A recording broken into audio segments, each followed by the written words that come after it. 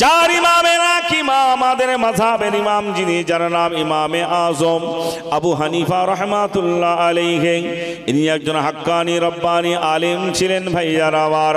ইমামে আজম আবু হানিফা রাহমাতুল্লাহ আলাইহি, ওনার যে জায়গাটা লাশ মোবারকটা মাটি মঞ্জুর হয়েছিল, দাফন কাফন হয়েছিল, উনি ইন্তেকালের আগে নিজের কবরের জায়গাটা ঠিক করে নিয়েছিলেন। আর ওই জায়গায় দাঁড়িয়ে দাঁড়িয়ে সবসময় আল্লাহর কোরআন তেলাওয়াত করতেন। এলাকার মানুষেরা, দেশের মানুষরা জিজ্ঞাসা করেছিলেন, হুজুর এই রাস্তার ধারের উত্তরে আপনাকে সবসময় আল্লাহর কোরআন দাঁড়িয়ে দাঁড়িয়ে তেলাওয়াত করেন, দেখে দেখে পড়েন। হুজুর পাশে গাছতলা আছে, বাড়ি আছে, ছায়ায় বসে দাঁড়িয়ে তেলাওয়াত করতে পারেন। চার ইমামের এক ইমাম ইমাম আজম আবু হানিফা রাহমাতুল্লাহ বলেছিলেন, বাবা আমি আমার ইন্তেকালের আগে আমার এই কবরের জায়গাটা আমি ঠিক করে নিয়েছি, ওই জন্য আমার কবরের জায়গায় দাঁড়িয়ে আমি সবসময় কোরআন তেলাওয়াত করি। আল্লাহর ওলি ইমামে আজম আবু হানিফা রাহমাতুল্লাহ বলেছিলেন, বাবারা আল্লাহর কোরআন দেখলে সওয়াব, শুনলে সওয়াব, পড়লে সওয়াব, দেখে দেখে পড়লে নেকি আল্লাহ বেশি দান করেন।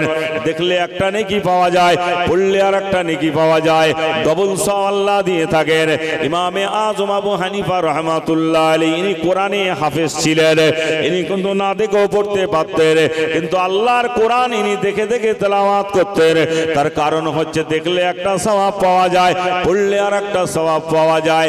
আল্লাহর ওলি চার ইমামের এক ইমাম ইমামে আজম আবু হানিফা রাহমাতুল্লাহ আলাইহিকে এলাকার মানুষ, দেশের মানুষ জিজ্ঞাসা করেছিলেন, হুজুর আপনাকে সবসময় এই জায়গায় রৌদ্রে দাঁড়িয়ে দাঁড়িয়ে আল্লাহর কোরআন আপনি তেলাওয়াত করেন, হুজুর আপনার জানা মতে আপনি কত কত এইখানে দাঁড়িয়ে দাঁড়িয়ে পড়েছেন একবার বলুন। চার ইমামের এক ইমাম ইমামে আজম আবু হানিফা রাহমাতুল্লাহ বলেছিলেন, বাবারা আমার জানা মতে কিছু কম বেশি এই জায়গায় দাঁড়িয়ে দাঁড়িয়ে দাঁড়িয়ে দাঁড়িয়ে আল্লাহর কোরআন ৭,০০০ বার খতম করেছি। জোরে বলুন সুবহানাল্লাহ, আরো জোরে বলুন সুবহানাল্লাহ। কত বড় আল্লাহর মাহবুব বান্দা ছিলেন। ৭,০০০ বার বলতে মুখে খুব সহজ, হ্যাঁ, আর এটা বাস্তবে একটু ভাবেন তো কত কঠিন।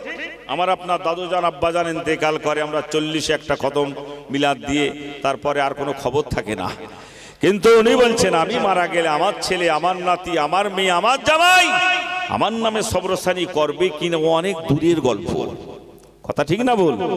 আমার কবরের জায়গায় দাঁড়িয়ে, তাহলে কবরকে কত ভয় করতে, ওই জায়গায় দাঁড়িয়ে দাঁড়িয়ে আল্লাহর কোরআন সব সময় তেলাওয়াত করতেন ইমাম আজম আবু হানিফা রাহমাতুল্লাহ, যিনি আমাদের মাযহাবের ইমাম।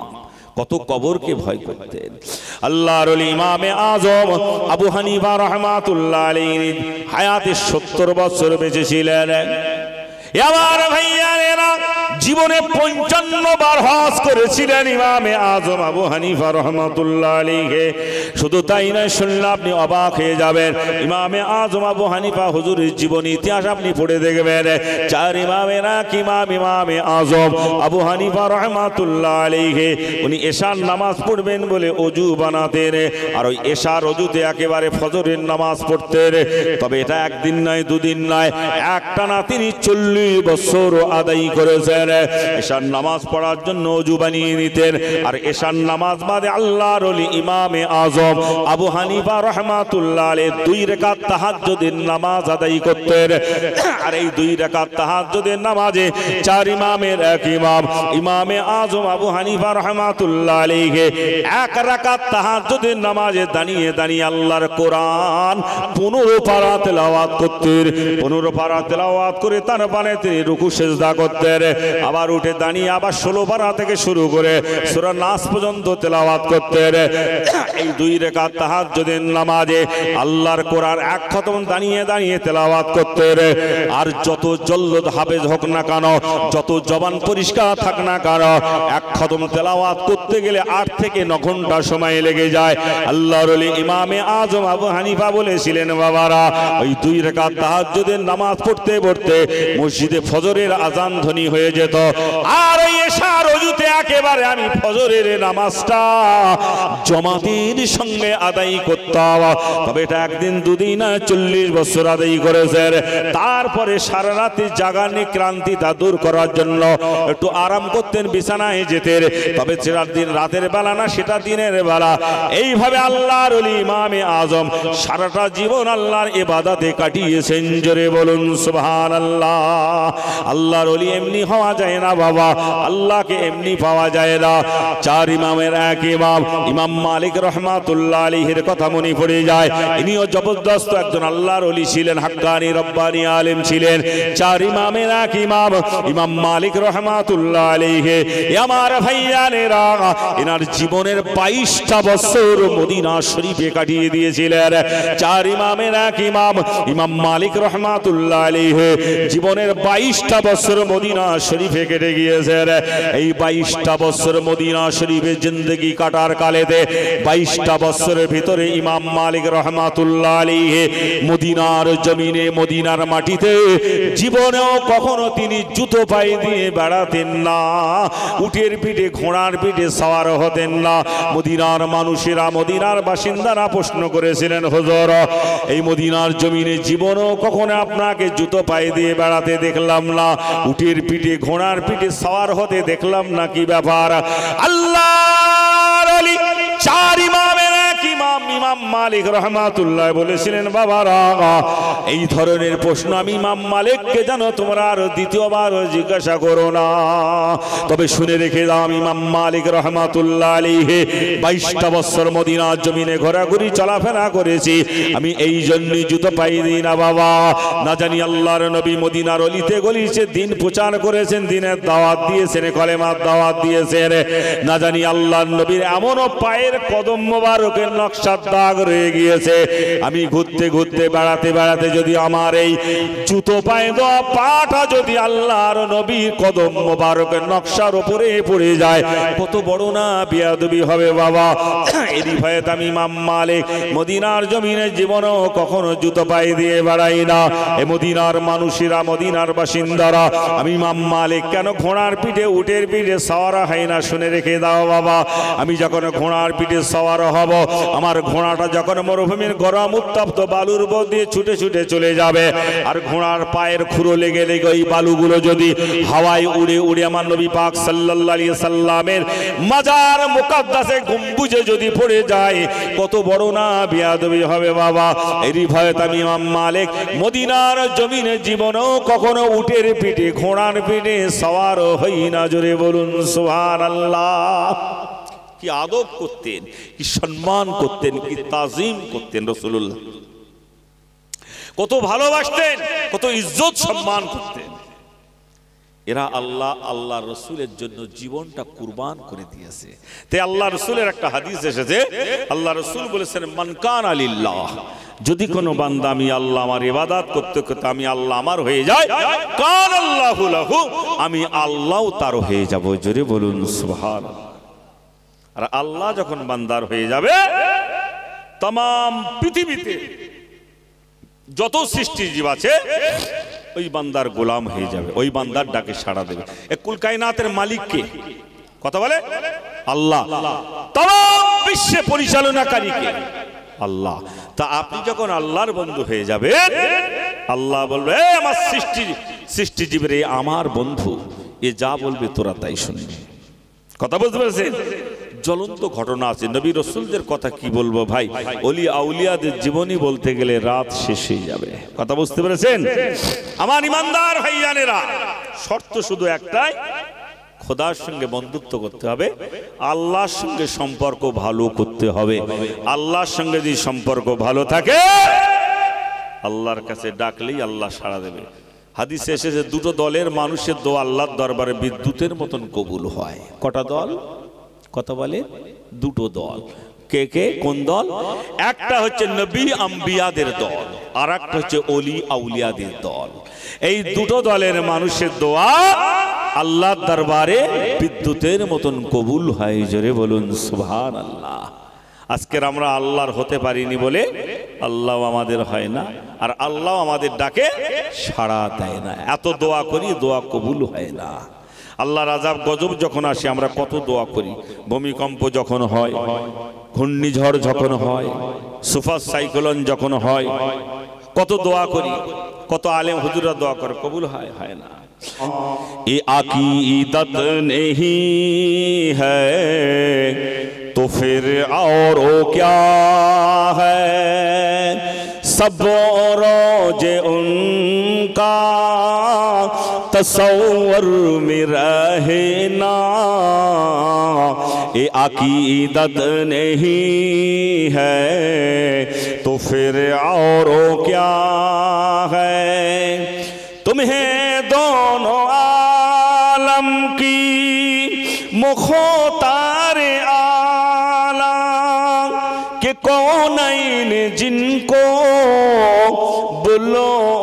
बुलाया, मगर है बिछानों पे टूटी चटाई, ये फनाअत नहीं है तो फिर और क्या है। अल्लाहुम्मा सल्ले आला सय्यिदना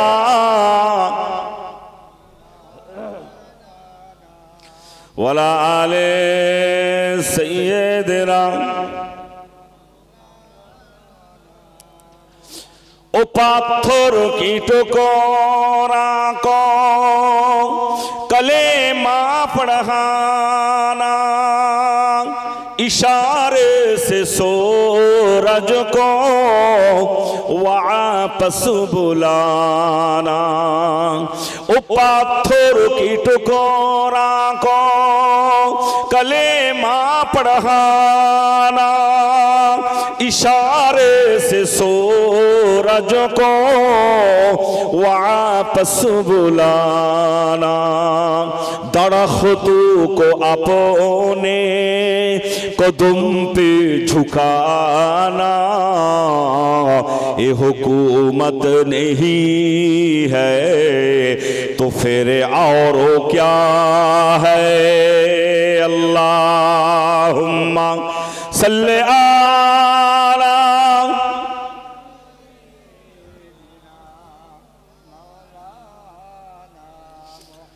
वला आले सय्यिदना मौलाना मुहम्मद। সকলে বলুন সাল্লাল্লাহু আলাইহি ওয়াসাল্লাম। আমার ইমানদার ভাই আমার দিকে মন দান, যে কথা বলছিলাম আল্লাহ পাক সেই কোরআন পাক আপনার আমার কাছে দিয়ে অমূল্য সম্পদ, রত্ন জিনিস, যে কোরআন একবার তেলাওয়াত করলে এক একটা অক্ষরে আল্লাহ পাক 10টা নেকি দিয়ে থাকেন। জোরে বলুন সুবহানাল্লাহ। আল্লাহ রাসূল বলেছেন যদি কোনো বান্দা সূরা ইয়াসিন ফজরের নামাজ বাদে একবার তেলাওয়াত করে মোহাব্বতের সঙ্গে তারতিলের সঙ্গে, মানে সহি শুদ্ধভাবে, কোরআনে 29 পারা সূরা মুজাম্মিলের মধ্যে একটা আয়াত এসেছে, আল্লাহ বলছেন ওয়ারাত্তিলিল কুরআনা তারতিলা, বান্দা আমার কোরআন তারতিলের সঙ্গে তোমরা তেলাওয়াত করো, আমি আল্লাহ পাক এক একটা অক্ষরে 10টা করে নেকি দেবো। জোরে বলুন সুবহানাল্লাহ। সূরা ইয়াসিন যদি একবার মহব্বতের সঙ্গে তেলাওয়াত করে আল্লাহ পাক 10 খতমের সওয়াব ওই বান্দার নামায় আমলে লিখে দেন। জোরে বলুন সুবহানাল্লাহ। কিন্তু দুর্ভাগ্য, বদনসিব আপনার আমার, সেই কোরআন পড়তেও জানি না, তার মানে মতলবও বুঝি না, আর কোরআন আমাদের বাচ্চাদের শিক্ষাও দিতে চাই না। ইংলিশ মিডিয়ামে পড়াচ্ছি আমার ছেলেকে আমার মেয়েকে হাজার টাকা ব্যয় করে, কিন্তু কোরআনের তালিম আমাদের মধ্যে নেই। কি কথা ঠিক বলছি না ভুল বলছি? কিন্তু এটা জরুরত, ইলম শিক্ষা করা কি ফরজ, সেটা আপনার আমার মধ্যে নাই। কোরআনকে যারা মহাব্বত করেছিল, কোরআনকে যারা ভালোবেসেছিল, তাদেরকে দেখে আপনাকে আমাকে শিক্ষা নিতে হবে যে আল্লাহ জমিনের মালিক সেই আল্লাহ, আসমানের মালিক যে আল্লাহ, জমিনের মালিক সেই আল্লাহ, হায়াতের মালিক যে আল্লাহ, মৌতের মালিক সেই আল্লাহ। বলো লা ইলাহা ইল্লাল্লাহ, লা ইলাহা লা ইলাহা ইল্লাল্লাহু মুহাম্মাদুর রাসূলুল্লাহ। দরুদ শরীফ আল্লাহুম্মা সাল্লি আলা মাওলানা মুহাম্মাদ ওয়া আলা আলি সাইয়্যিদিনা মাওলানা মুহাম্মাদ। وقال الله تعالى في كلامه المجيد والفرقان الحميد إنما يخشى الله من عباده العلماء. وقال الله تعالى أيضا في كتابه مخبرا وآمرا قد جاءكم من الله نور وكتاب مبين. وقال الله تعالى أيضا في كتابه مخبرا وآمرا يا أيها الذين آمنوا قوا أنفسكم وأهليكم نارا. প্যারে হাজিরের মজলিস, সম্মানীয় ওলামা হযরতগণ, আমন্ত্রিত অনামন্ত্রিত বিভিন্ন ওলামা একরাম, অতিথিগণ, আমার সামনে বসে আছেন দিনদার, ইমানদার, নেককার, আল্লাহওয়ালা প্রাণের ভাই মুসলমান, স্নেহের বেগুনা কচি কাঁচা বাচ্চা বাচ্চিরা, দূর দূরান্ত থেকে কণ্ঠের ধ্বনির আওয়াজ শুনছেন পর্দানশীলা ধার্মিকা মায়েরা ও বোনেরা। আমি একজন খাকসার, সিয়াকার, বদকার, পাপী, অধম, গুনাহগার আল্লাহর বান্দা। নিয়ত করে বসেছি কিছুক্ষণ হাদিস এবং কোরআন থেকে কিছু কথা আলোচনা করার জন্য। আল্লাহ পাক বলনেওয়ালা এবং শুননেওয়ালা উভয়কে যেন বলার থেকে এবং শোনার থেকে বেশি বেশি নেক আমল করার তৌফিক দান করেন।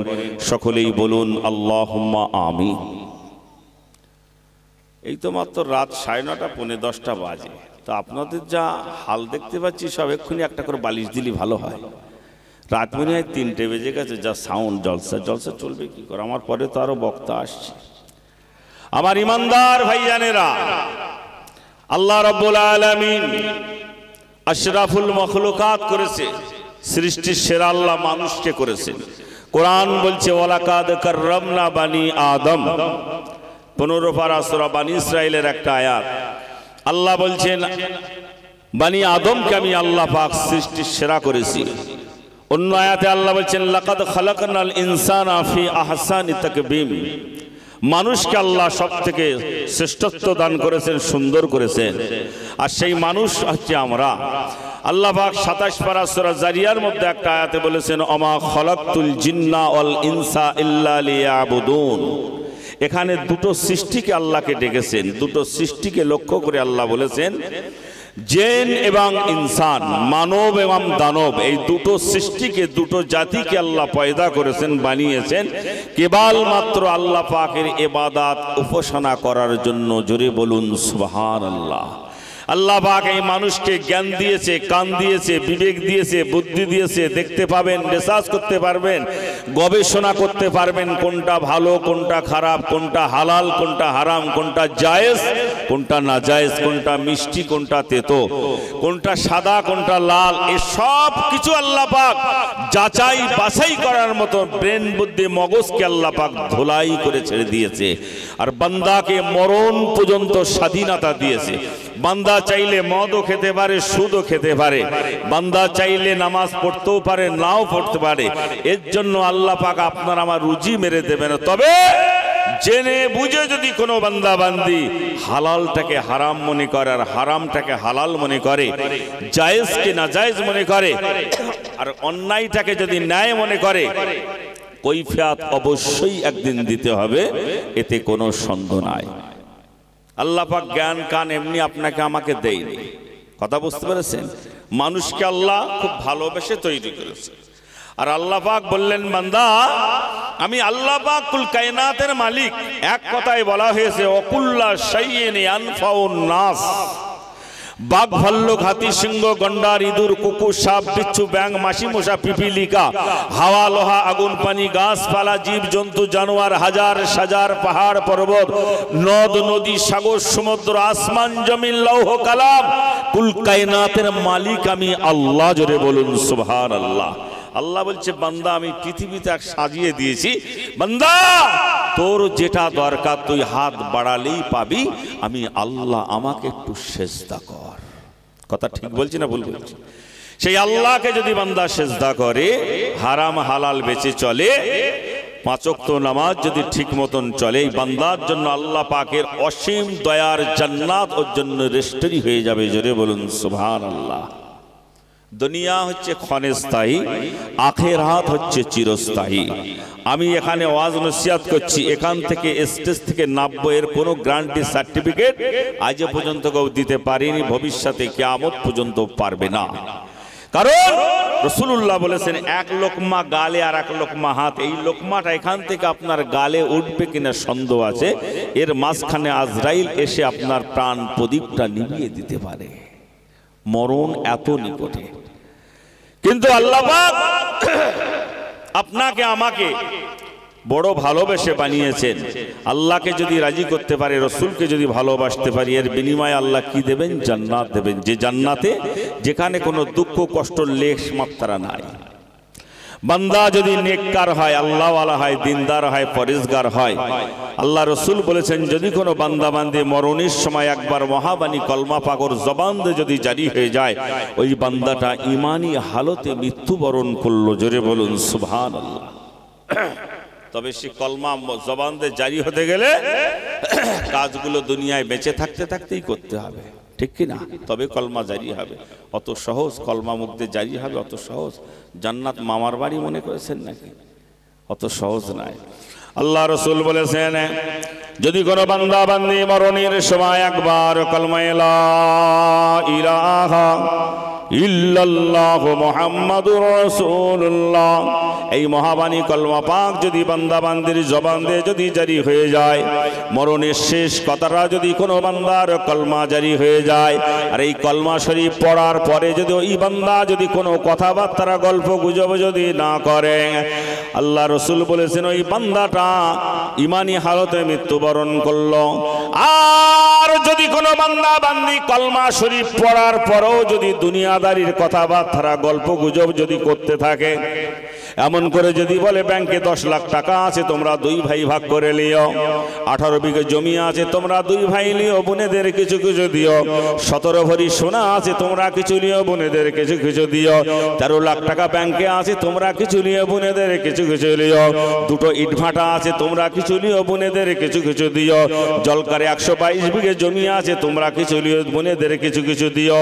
এইভাবে যদি দুনিয়াদারি জায়গা জমি বিল্ডিং বালাখানা সোনা দানা বাগান পুকুরের ভাগ বাটরা করতে করতে বাপরে গেছি মারে গেছি আসার খেতে খেতে যদি মরে যায়, শরিয়াতে মুক্তিগঞ্জ জানিয়েছেন ওই বান্দার মউতটা ইমানি হালতে আর হলো না। আর যদি কোনো বান্দা কলমা লা ইলাহা ইল্লাল্লাহ মুহাম্মাদুর রাসূলুল্লাহ এই কলমা শরীফ পড়ার পরে আর যদি কোনো কথাবার্তা গল্প গুজব যদি না করে, তার ঠোঁট দুটো চোখ দুটো যদি বন্ধ হয়ে যায়, শরিয়াতে মুক্তিগঞ্জ জানিয়েছেন ওই বান্দার মউতটা ইমানি হালতে হয়ে গেল। জোরে বলুন সুবহানাল্লাহ। তবে মুখ দিয়ে কলমা জারি হতে গেলে আমলটা দুনিয়ায় বেঁচে থাকতে থাকতেই করতে হবে, ঠিক কি না? না বেশি বেশি বিড়ি খাইতে হবে তবে কলমা মুখ দিয়ে জারি হবে? নাউজুবিল্লাহ মিন যালিক। আল্লাহ বললে, বান্দা আমার বেহেশতে অত সস্তা না, আমার কলেমা অত সস্তা না। এই বান্দা সারা জীবন এই জবান দিয়ে মদ খাইছিস, এই জবান দিয়ে গাঁজা খাইছিস, এই জবান দিয়ে গান গাইছিস, এই জবান দিয়ে বিড়ি খাইছিস, এই জবান দিয়ে মিথ্যে কথা বলেছিস, পাট বাগান বাঁশ বাগান হুড়গেছিস জওয়ানি হালতে, আর মরার সময় কলমা পড়বে বেহেশতে যাবে। আমার কলেমা অত সস্তা না, আমার বেহেশতে অত সস্তা না। তুই মরার 15 দিন আগে তো জবান বন্ধ করে হাত পা ফেলে রেখে চিৎ করে ফেলে রেখে দেবো। আল্লাহ মাফ করেন, বহু মানুষকে দেখা যায় মরার সময় কঠিন যন্ত্রণা ভোগ করতে থাকে। আল্লাহ পাক আপনাকে আমাকে তা থেকে যেন হেফাজত করেন, ঈমানের সঙ্গে বাঁচিয়ে রাখেন, আর ঈমানের সঙ্গে যেন মৃত্যু নসিব করেন। বলুন সকলে আল্লাহুম্মা আমিন। এই কমিটিকে আজ একটু পানি নিয়ে আসেন তো, গলা শুকিয়ে যাচ্ছে, আর একটা সেলিম চিনি আসেন, গলা শুকিয়ে যাচ্ছে। দরুদ শরীফ পড়েন, আল্লাহুম্মা সাল্লি আলা সাইয়্যিদিনা ওয়ালা আলে সাইয়্যিদিনা।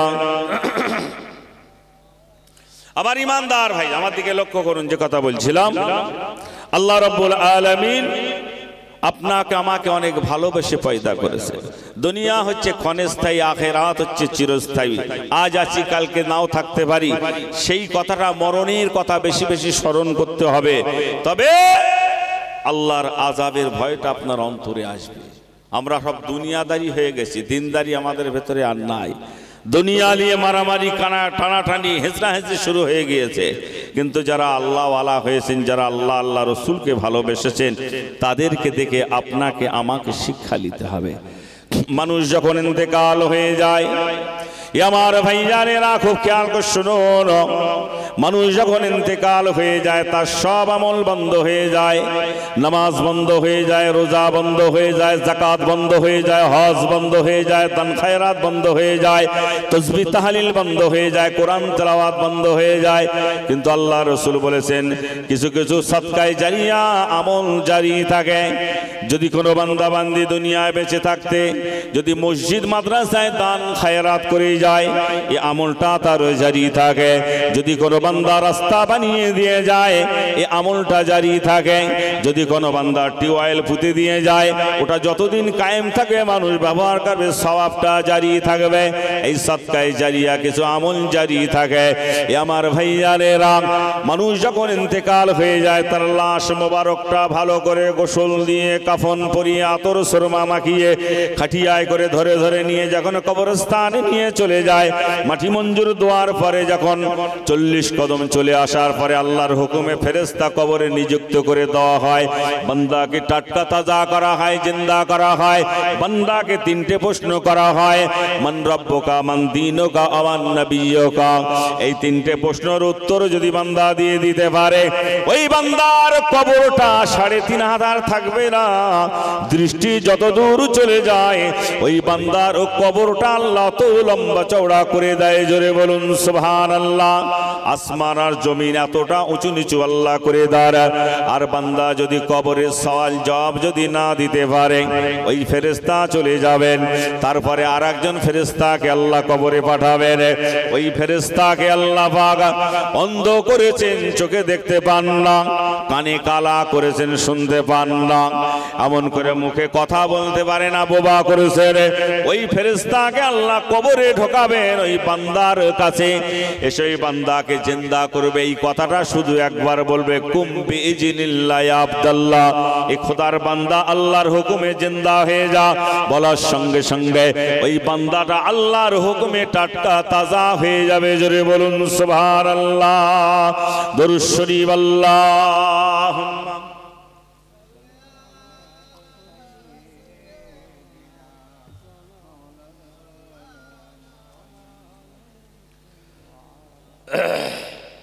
কোরআন পাক সূরা ইয়াসিনের লাস্টে একটা আয়াত এসেছে, এই আয়াতটা বলি আপনারা শুনেন। আল্লাহ বলছেন, ইন্নামা আমরুহু ইজা আরাদা শাইয়ান আইয়াকুলা লাহু কুন ফায়াকুন।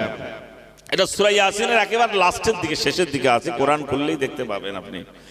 এর অর্থ হচ্ছে আল্লাহ বলছেন, ইন্নামা আমরুহু, আমি আল্লাহ যখন কোনো বিষয় হুকুম করি, ইজা আরাদা শাইয়ান, কোনো কিছু তৈরি করার পরিকল্পনা ইচ্ছা প্রকাশ করি, আইয়াকুলা লাহু, আমার মুখ জবান দিয়ে একবার শুধু বলি কুন, হয়ে যা, ফায়াকুন, সেটা সঙ্গে সঙ্গে তৈরি হয়ে যায়। জোরে বলুন সুবহানাল্লাহ। তা আল্লাহ পাক ওই মরা মানুষটাকে জিন্দা করতে আল্লাহর 1 সেকেন্ড লাগবে না। জোরে বলুন সুবহানাল্লাহ। আল্লাহ বলছে, এই বান্দা, আমি আল্লাহ পাক আমার শক্তি ক্ষমতা সবার ঊর্ধ্বে, কোরআন বলছে ইন্নাল্লাহা আলা কুল্লি শাইইন কাদির, আমি আল্লাহ পাক আমার শক্তি ক্ষমতা সবার ঊর্ধ্বে, আমার শক্তির সঙ্গে তোমরা কেউ পাল্লা দিতে যেও না, ধ্বংস হয়ে যাবে। বান্দা দুনিয়ার বিশ্বের ইতিহাস আগলা করে দেখো, নমরুদের জীবনী ইতিহাস আগলা করে দেখো, কারুনের জীবনী ইতিহাস আগলা করে দেখো, ফেরাউনের জীবনী ইতিহাস আগলা করে দেখো, সাদ্দাতের জীবনী ইতিহাস আগলা করে দেখো। এদেরকে আমি আল্লাহ পাক বড় বড় বাদশাহিত্ব দান করেছিলাম। এরা টাকা পয়সা সোনা দানার গরম সহ্য না করতে পেরে আমি আল্লাহ আমার সঙ্গে পাল্লা দিয়ে দিয়ে গিয়েছে, এমনকি নিজেকে খোদা পর্যন্ত দাবি করেছে। আমি আল্লাহ পাক তাদেরকে দুনিয়া থেকে ধূলিসাৎ করে দিয়েছি। জোরে বলুন সুবহানাল্লাহ। কথা ঠিক বলছি না ভুল বলছি? অতএব আল্লাহ বলছেন আমার সঙ্গে বাড়াবাড়ি করো না। আমি আল্লাহ পাক তোর মায়ের এবং বাপের এক ফোঁটা পচা বিদ্যুৎ দুর্গন্ধ পানি